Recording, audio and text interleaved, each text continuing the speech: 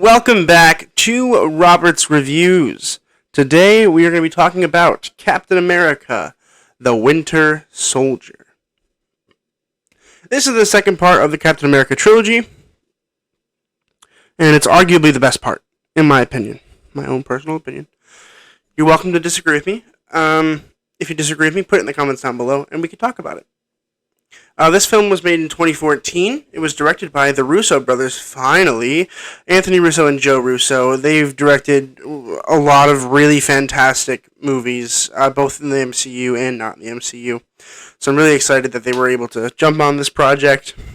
And it is their first MCU project, and I'm very happy because they did a fantastic job. It was written by Christopher Marcus and Stephen McFeely. They write everything. And this movie is really, really good. I'm going to give you a brief overview of it, and then we'll talk about it for a little bit. I don't think this is going to be too long, which is good. So essentially what happens is Captain America knows that Bucky Barnes is alive, the Winter Soldier, and so he basically goes on this... What happens is he finds out that he's alive by, they fight, and then he realizes it's him. And so the whole movie is essentially him trying to find him and tell him that he used to be a good guy and convince him to be a good guy again. Because for a while he does bad things. And that's pretty much the whole basis of it. Then we'll go a little deeper here. In the beginning, all is well until bad things start happening, and this guy they call the Winter Soldier starts, being literally crazy and doing bad stuff. So that's when Captain America gets involved. He tries to fight him and find him, and he finds him, and he realizes, it kind of looks like my friend Bucky, who died in the first movie. And it is him, because he was basically brainwashed by, I think, the Russians, and told them that they had to be a soldier for him. And so he becomes a soldier for them, and it's pretty bad. It's pretty great. I love it. A few small, minor spoilers if you haven't seen the movie yet. Nick Fury dies, or so he makes everybody believe, and then he is not dead for some reason, and everything's fine. It's really kind of complicated. The point of the movie is to basically get rid of Hydra.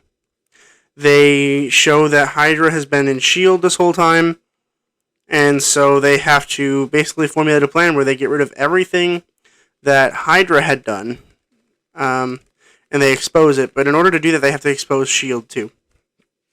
So they get rid of both S.H.I.E.L.D. and they get rid of Hydra. But we know from watching Agents of S.H.I.E.L.D. Season 1 that Nick Fury goes to Phil Coulson and says, listen, I want you to be director now.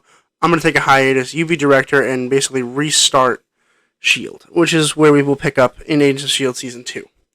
But that's pretty much the entire basis of the film. I don't want to talk too much about it because I don't want to spoil too much in case you haven't seen this one yet.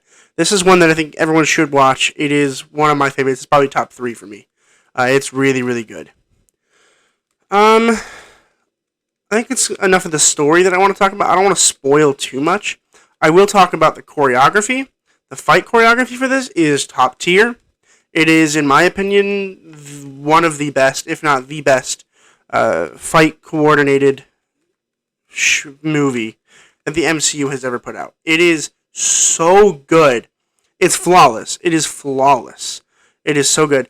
The story, for people who are really into only action movies, the beginning part of this film, the first hour, it's like a 2-hour film. It's pretty long. It will be boring for you. I'm sorry. For those of you who only like action movies. But the MCU isn't an action-based storyline. It's more of a character-based storyline. And we begin to see that in, Iron Man 3 when he starts getting this anxiety thing, and there really isn't any action in that movie until the end of the movie, and I guess the beginning when he destroys the house. But this movie is even more so character-driven because we get to see, Scarlett Johansson's Black Widow in there, and we get to see a lot of Steve Rogers' development, more so than we do Captain America's development. The Winter Soldier is great in this film. This is the only film where I actually kind of enjoyed the Winter Soldier. I honestly don't really like Bucky Barnes in the future movies as much as I do in this one. And that's just, I think, that they don't focus on him enough. I mean, if you're going to introduce him as a main character, introduce him as a main character. And if for some reason you have too many characters that you can't focus on one of them in particular later down the road, kill some of them off. Um, but that's not a complaint about this movie. It's a complaint about later movies. This movie was fantastic. Let's talk about the acting real quick. This is going to be a shorter video for you guys, so that'll be good. Make sure you watch all of it. Chris Evans as Steve Rogers, of course. I'm not going to talk about any of these guys too much, really, because we've already talked about that in the first Captain America movie and in the Avengers film. Obviously, Chris Evans was born for this role. It is perfect as Steve Rogers. I love him a lot. It's great. And in this film, we get to see a lot more Steve Rogers and how he's adapting to the future, or the present, as we would call it. And it's really cool to see him adapt, slowly but surely, into the present-day world of the MCU. Samuel L. Jackson is Nick Fury. We don't get to see a lot of him in this because he dies like a quarter of the way through. But nevertheless, he's great. He's great in every film that he's in. I mean, he's literally perfect as Nick Fury. I couldn't imagine a different Nick Fury. It's perfect.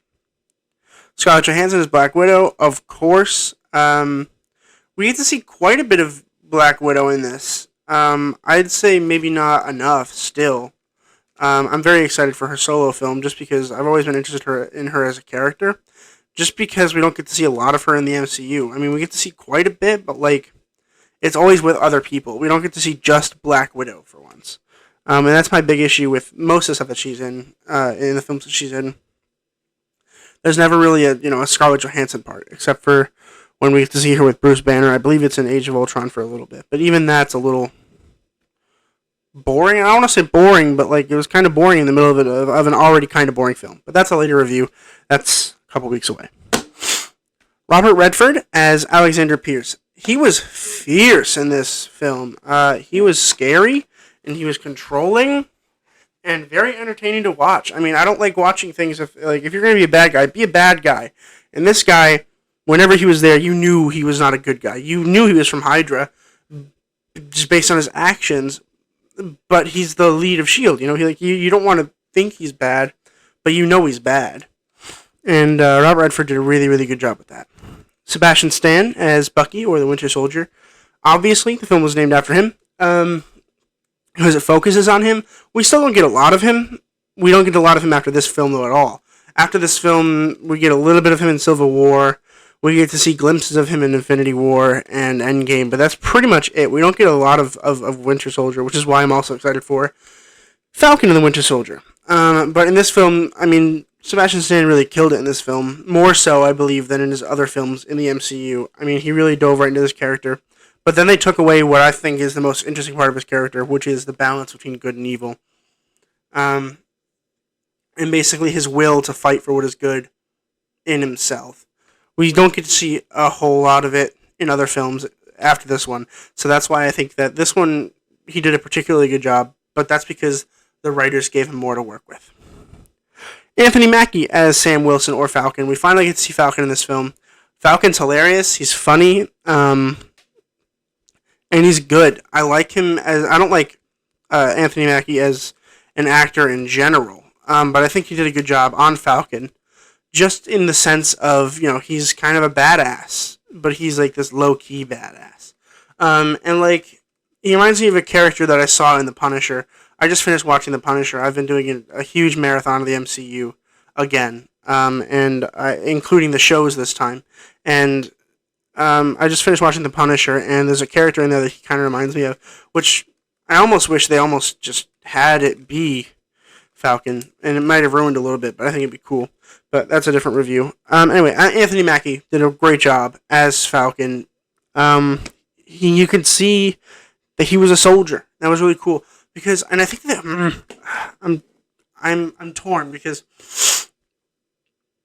I think the good parts of this character could be seen easier if they focused on his soldier background. Because we start with Captain America. Captain America's like, yeah, I was a soldier, and everyone believes that. I mean, at his core, what he is a soldier. And that should be the same with Anthony Mackie's Falcon. Sam Wilson used to be a soldier. And I think that it's important that we focus on that. And they don't really focus on it too much here. And I'm hoping we get more of that in the Falcon and the Winter Soldier. But for a base movie, for a sideline character, he did a great job. That's really all I had to talk about for this film. It's an A+ for me. I really love this film. I love this film because the characters are interesting. There's enough action to keep action lovers interested, and the time in between the action wasn't too long. So we'd have action sequence, character development, action sequence, character development, crazy action sequence in the end over something that I want you to watch yourself. I don't really want to spoil that one. It's been out for 6 years. You should have seen it by now. But if you haven't, go do that. It's on Disney Plus. Great movie. I recommend you all watch it. Thank you for watching this video. I hope you enjoyed it. Make sure you subscribe. It really helps me out.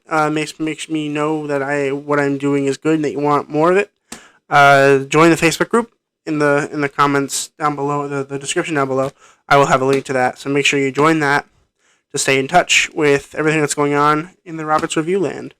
Comment down below if there's anything you want me to see. I have sticky notes over here on stuff that I am currently watching. And tune in on the Halloween week for the Halloween week videos. I'm very excited for those. I've already watched 2 of them.